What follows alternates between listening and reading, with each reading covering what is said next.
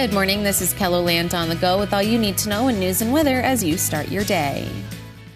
A Sioux Falls teacher is in the Minnehaha County Jail this morning, accused of solicitation of a minor. 27-year-old Justin Pruschel was booked into the Minnehaha County Jail just after 11 o'clock Thursday morning. The Sioux Falls School District sent a message to parents letting them know a staff member was arrested at their home and, quote, "At this time, there is no reason to believe the charges are related to a school incident." You can find a statement from the district on KELOLAND.com. A Sioux Falls man who tried to use FedEx to get 10 pounds of pot will spend the next several weeks in jail. We first told you about 44-year-old Willie Jackson in November of 2022. He ended up pleading guilty to having more than a pound of marijuana that he intended to sell. A Minnehaha County judge recently sentenced him to 82 days in jail. Jackson started his sentence Wednesday night. The investigation into a deadly gyrocopter crash near Yankton is complete. The aircraft went down in the field in November 2022. According to NTSB documents, the pilot, Kevin Rem, died on impact. Rem had built the gyrocopter himself.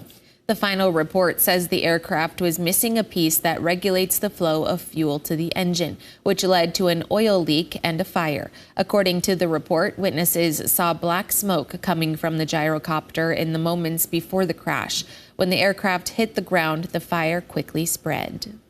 Now let's get a check of our weather with meteorologist Scott Munt. Feeling more and more like winter out there, Scott. Yes, it does. Temperatures will be below average for today. We'll get these numbers, probably in the 30s and 40s this afternoon with that slow decrease in cloud cover. North winds today at 10 to 20 miles per hour. We'll have a high of 41 in Sioux Falls, 32 Aberdeen, 38 today in Pierre, and 37 in Rapid City. I'll have more details on your KELOLAND Live Doppler forecast coming up. Thank you, Scott. The SDSU men took on Iowa State in the first round of the NCAA tournament last night, and local fans could watch the action at Shenanigans in Sioux Falls. The pub has become a popular spot for watching your favorite team. Tomorrow night, they'll host another watch party for the SDSU women as they take on Utah. We typically host anything SDSU athletic related. The SE Staters are a group of alumni that came to us several years ago as a place to be able to gather, and they call us up and they want a spot that a bunch of Jackrabbit fans are going to be in, a place going to be exciting, and we are typically that place. Tip-off for the game for the SDSU women is at 9 o'clock Central Time tomorrow night. The USD women's basketball team is gearing up for round one of the Women's National Invitation Tournament. Point guard Grace Larkins says the team is ready to face off against UC Riverside at the Sanford Coyote Sports Center. Larkins also took time to thank all the fans across the state who have supported the team.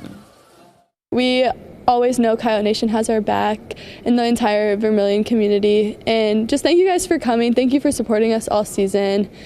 It just means so much, and we wouldn't be where we are without you guys.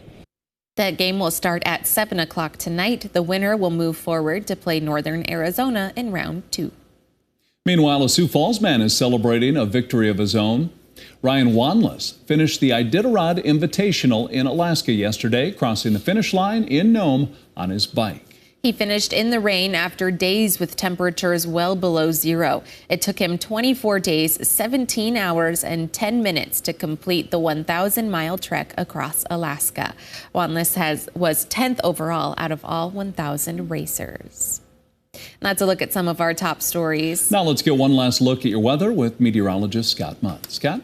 All right, good morning, everybody. We have a winter storm watch, western, central, eastern, and northeastern South Dakota, go into effect tomorrow evening across western KELOLAND. This will last at least until Monday in eastern and northeastern South Dakota, where blizzard conditions are looking likely Sunday night going into Monday in eastern South Dakota and western Minnesota. That's where we can see the higher end totals of the 12 inches or more across eastern KELOLAND. Nothing highlighted here in the southeast as of yet, as a lot of this may come back in the form of rain. So we'll continue to monitor the latest forecast coming in, as you should do that as well.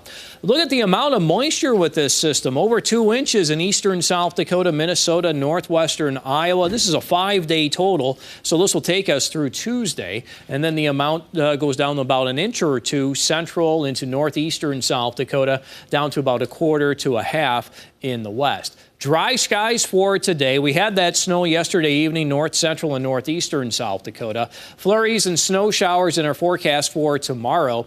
This is also setting up during the evening in eastern South Dakota, western Minnesota. Light accumulations can be expected in that area. Here comes the moisture for the second half of the weekend.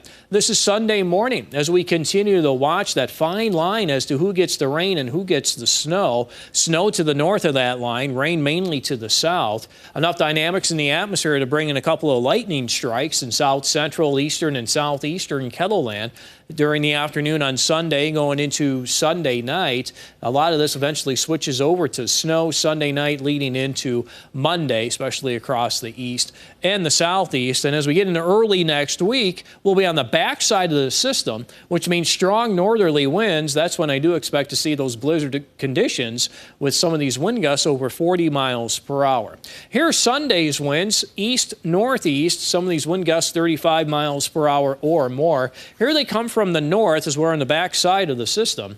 During the afternoon and evening, we could see northerly winds gust 35 to 40 miles per hour or more for Tuesday. A lot of that in the eastern South Dakota, Minnesota, and Iowa. Keep in mind, we still may have some snow falling by Tuesday as well. And then the system leaves to give us dry skies on Wednesday. Well, here's our forecast today. We'll have dry skies the rest of the day. A slow decrease in cloud cover, but temperatures will be cold. Numbers in the 30s and 40s for highs. Tonight, temperatures fall to the teens and 20s, and we'll have those flurries and snow showers out and about for tomorrow.